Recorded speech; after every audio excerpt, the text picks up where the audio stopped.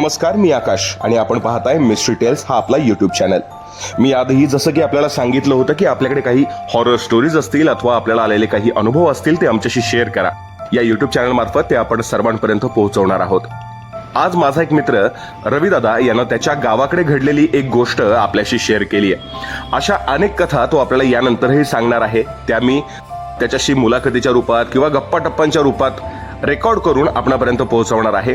आजचा त्याचा हा पहिला अनुभव आता मी आपणासोबत शेअर करीत आहे. तत्पूर्वी पुन्हा एकदा एक सूचना की आपला मिस्ट्री टेल्स हा चॅनल केवळ मनोरंजनाच्या हेतूने काम करतो.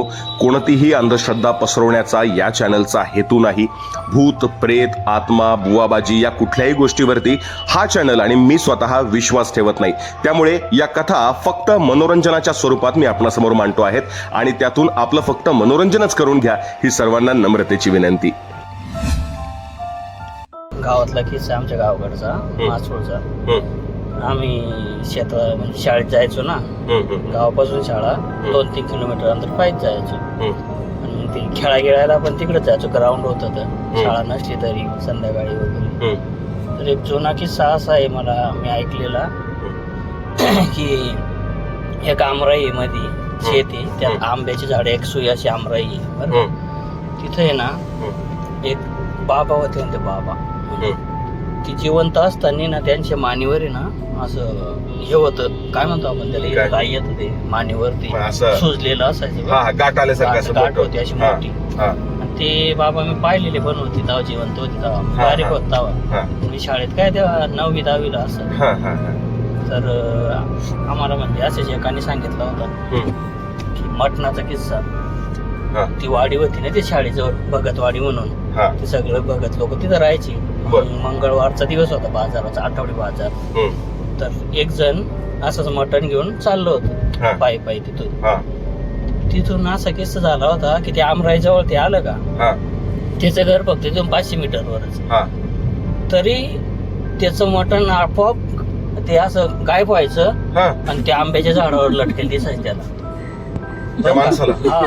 त्याचं मटण तो बळच तो पहिलवान होता जरा. तो माणूस तो घाबरत टाकेल होती. असं काय राहिलं तो जायचा परत घ्यायचा हिसकून त्या झाडावरून आणि परत रस्त्याने जायचा. ते यायचं परत हिसकायचं. काय होतं नक्की मागून काय यायचं त्याच्यात? ती मटणासाठीच ना ती शक्ती म्हणजे मला वाटतं ते काय म्हणते ना चकवा वगैरे काय ते त्या टाईप मध्ये. तर त्याला आहे ना ते 2-3 वेळेस त्यांची असं हे झाली उचड. मटण घेऊन जायचं आणि तू यायचा परत घेऊन यायचा असं. तर एकदा याला दिसला डायरेक्ट तो. म्हणला तो मटण मला खायचंय.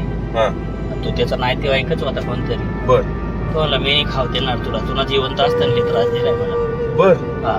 मलाच नाही सगळ्यांना त्रास दिला म्हणे म्हातारा. तो कसा होता सगळ्यांना माहितीये म्हणे. तो त्याच्या मानेवर बसला तो म्हातारा. पाहिलं नसल्यामुळे का यांना हात धरला जा आपटला का असा तर रोडवरच रस्त्यावरच.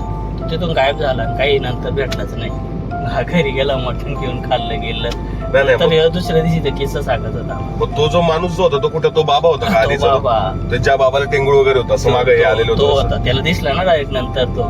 अच्छा 3-4 वेळेस त्यांची उज्जड झाल्यावर. अच्छा तो म्हणला मी नाही देणार तुला मटण तुला लय त्रास. जागा अजून तिने तशीच आहे का? जागा वगैरे आहे का? ती आहे. आपण गेलो की तुला दाखवेन. बापरे. तर मित्रांनो, रविदादानं सांगितलेली ही कथा तुम्हाला कशी वाटली, हा अनुभव कसा वाटला हे आम्हाला कमेंट करून नक्की कळवा. तुमचेही काही अनुभव असतील अथवा अशाच प्रकारच्या काही हॉरर स्टोरीज असतील तर त्या नक्की आमच्यापर्यंत पोहोचवा.